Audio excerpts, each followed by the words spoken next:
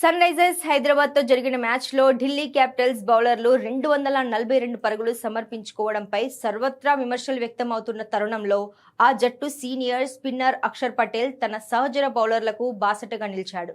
భారీ స్కోర్ నమోదైనంత మాత్రాన అది కేవలం బౌలర్ల వైఫల్యం కాదని ఆయన స్పష్టం చేశారు. ఉప్పల్ స్టేడియంలోని పిచ్ పూర్తిగా బ్యాటింగ్ కు అనుకూలించిందని, అటువంటి పరిస్థితుల్లో బౌలర్లు ఎంత ప్రయత్నించినా విఫలం కావడం సహజమని అక్షర్ అభిప్రాయపడ్డారు.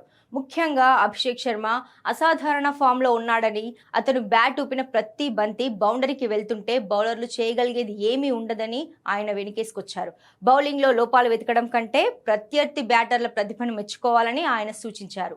మరోవైపు ఢిల్లీ క్యాపిటల్స్ యాజమాన్యం అనుసరించిన మ్యాచ్అప్ వ్యూహాలపై కూడా అక్షర్ పటేల్ పరోక్షంగా స్పందించారు. స్పెషలిస్ట్ స్పిన్నర్లు ఉండగా పార్ట్ టైమర్ నితీష్ రాణాతో కీలక ఓవర్లు వేయించడం వంటి నిర్ణయాలు చర్చనీయాంశంగా మారాయి.